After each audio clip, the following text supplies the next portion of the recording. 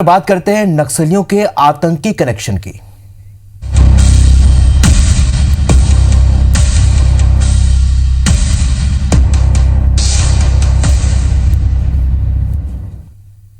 हाल ही में हमने नक्सलियों के पाकिस्तान कनेक्शन का खुलासा किया था और उसी कड़ी में एक और बड़ा खुलासा हम करने जा रहे हैं, जिसके मुताबिक नक्सलियों के पूर्वोत्तर के आतंकी संगठनों से संपर्क के सबूत मिले हैं। हालांकि ये अभी शुरुआती स्तर पर है। इसकी पुख्ता जांच के लिए बस्तर में नक्सलियों से मुठभेड़ में मिले हथियारों की फोरेंसिक जांच की जा रही है।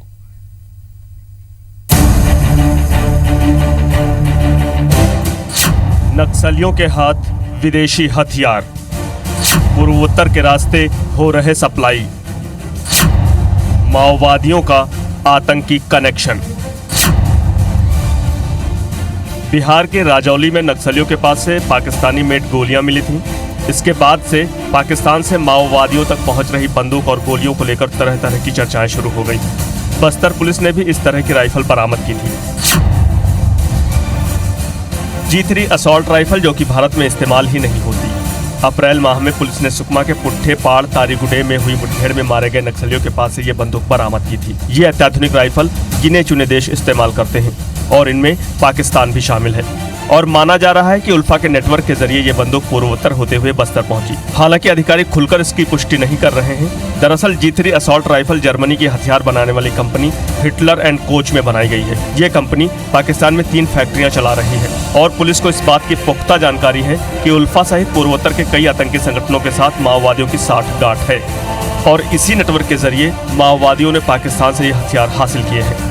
इसके अलावा जो नक्सलियों का, जो माओइस्ट का जो लिंकेजेस हैं, जो नॉर्थ ईस्ट के जो टेररिस्ट ऑर्गेनाइजेशन हैं, जो ये नॉर्थ ईस्ट के जो इंसर्जेंट्स हैं, उनके साथ उनके संबंध का पहले भी कई बार खुलासा हुआ है।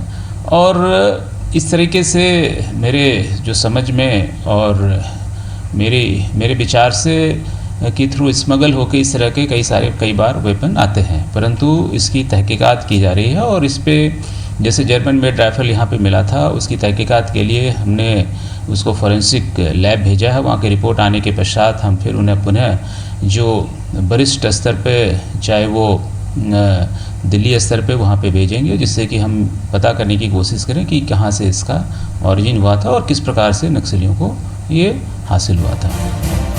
यह बंदूक देखने में तो SLR की तरह दिखती है, लेकिन AK-47 की तरह उपयोगी हथियार है। भारत के सुरक्षा बलों में इस तरह के हथियार का बिल्कुल इस्तेमाल नहीं होता है, बल्कि दुनिया में भी सीमित देश ही इसका इस्तेमाल करते हैं, जिनमें पाकिस्तान शामिल है। इस राइफल की खासियत यह है कि किसी भी दूसरी राइफल की गोली इसमें लग जाती है और 7 सेकंड में ये 500 राउंड फायर करने की क्षमता रखती है। ऐसे और भी कई हथियार हैं जो माओवादियों के पास होने का अनुमान है। हालांकि मुठभेड़ के दौरान जब्त इस बंदूक से ही अंदाजा लगाया जा रहा है कि ऐसे कई हथियार और गोलियां पाकिस्तान के रास्ते बस्तर पहुंच रही हैं। नरेश मिश्रा, IBC 24, जगदलपुर। तो देखा आपने, हमने पहले भी ये बताया था कि कहीं ना कहीं नक्सलियों के आतंकी कनेक्शन हो सकते हैं। एक बार फिर जिस तरीके से हथियार मिले हैं और उस पर जिस तरीके से फॉरेंसिक जांच जारी है, एक बार फिर इस पर क्या कंक्लूजन निकलता है, जांच की क्या रिपोर्ट आती है, आगे क्या कार्रवाई होती है, ये भी देखना होगा।